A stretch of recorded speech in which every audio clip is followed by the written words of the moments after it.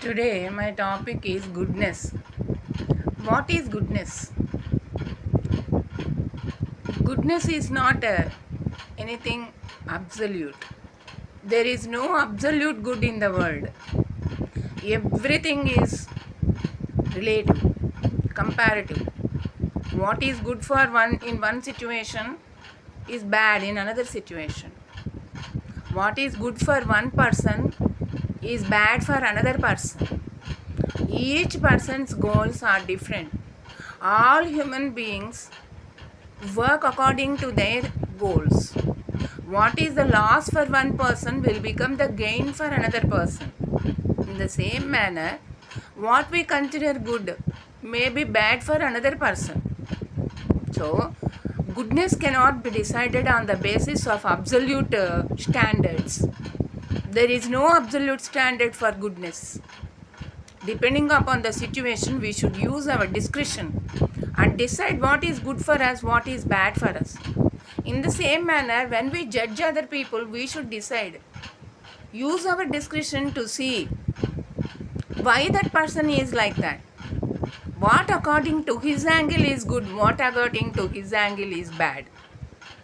So, according to the standards of a particular person and his relationship with other people and also his goal, his aim, he works. So, on that basis only he decides his goodness. So, morality which depends on goodness is not stable. It is not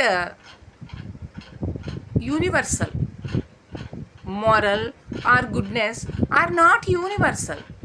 Depending upon our life experience, we should decide what is good, what is bad for us.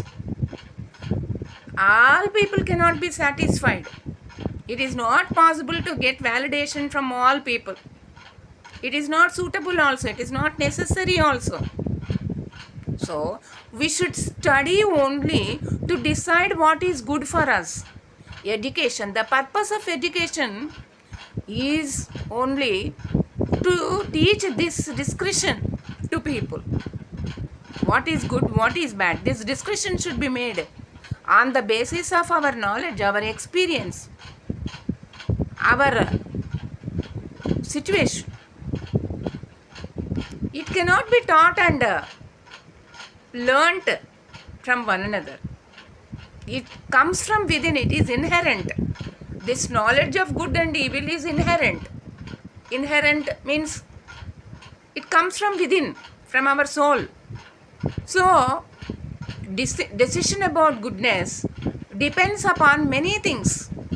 Not merely education, not merely brought up, not merely social circle.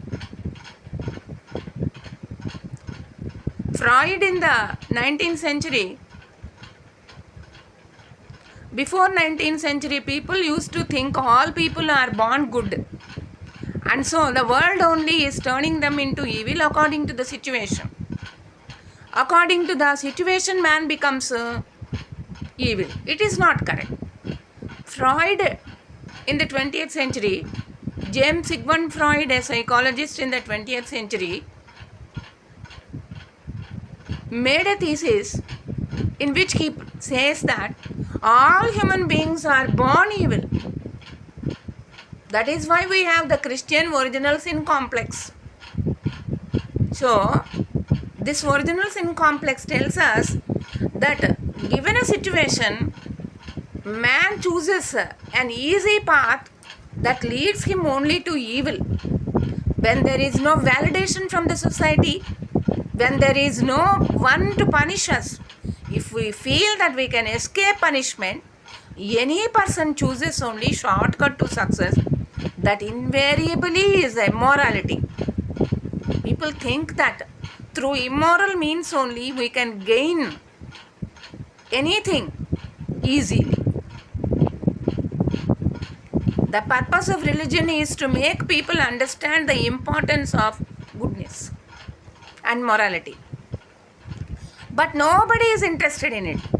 Everybody feels it boring to talk about morality, to think about morality, to put morality into action.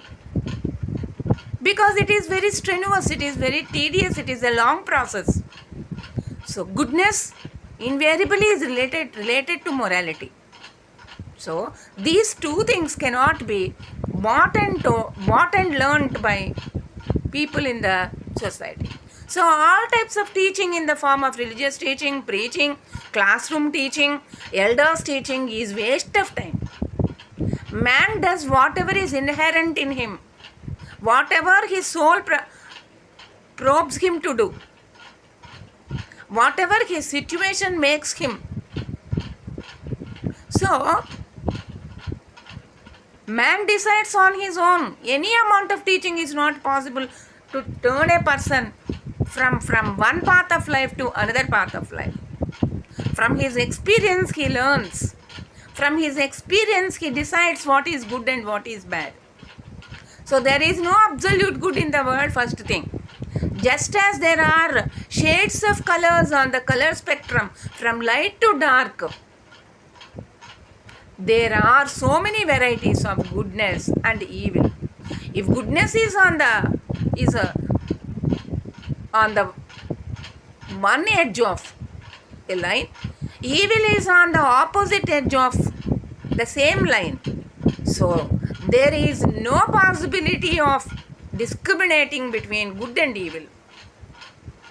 Phases of good and phases of evil are also only imaginative. According to one situation only we can decide.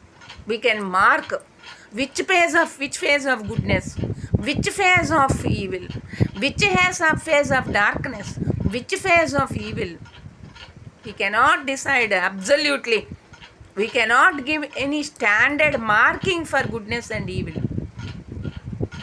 So goodness and evil are always mixed with one another. It is like darkness and light in the world. Just as darkness and light are inevitable, are important for life, without darkness there is no value for light. Without light there is no value for darkness. In the same manner, good and evil are intermixed, interspersed.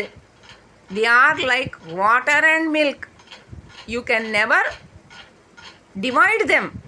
They are inseparable. Good and evil are inseparable. So how much of evil should be mixed with how much of good in a situation should be decided by the discretion, knowledge of the person, experience of the person. All success in the world is relatively proportionate to this good and evil ratio.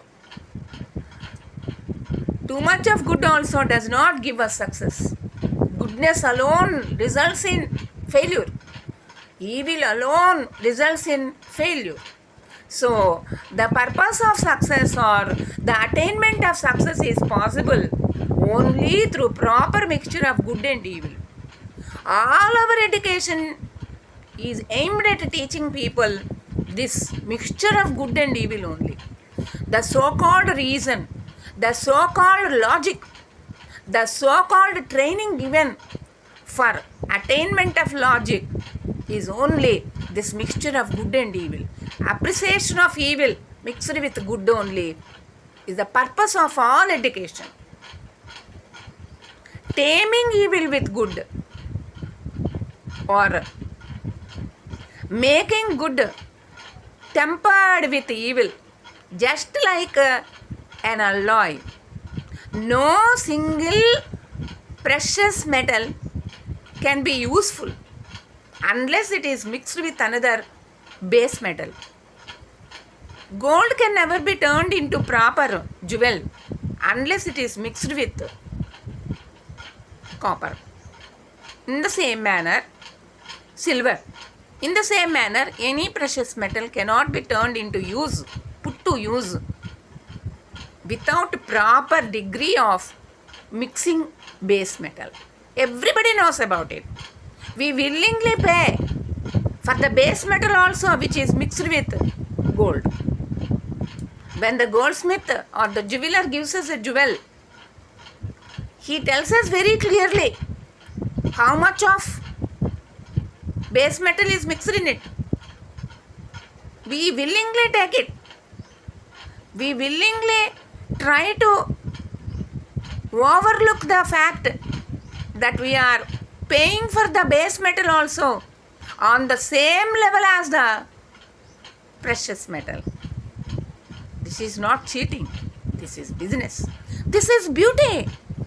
So if you want a beautiful jewel, you must have mixture of base metal and precious metal. In the same manner, if you want success in life, if you want a proper character, if you want shining for your character, if you want to have happiness out of your life, you should know how much of good, how much of evil must be mixed in what situation.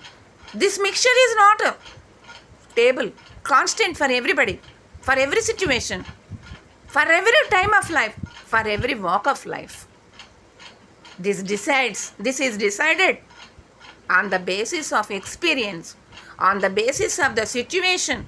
Our sixth sense must be activated, and then we will be able to use this good and evil in a proportionate degree without wasting time, without waiting for experience, without wasting our time in loss and then learning something and then coming into profit.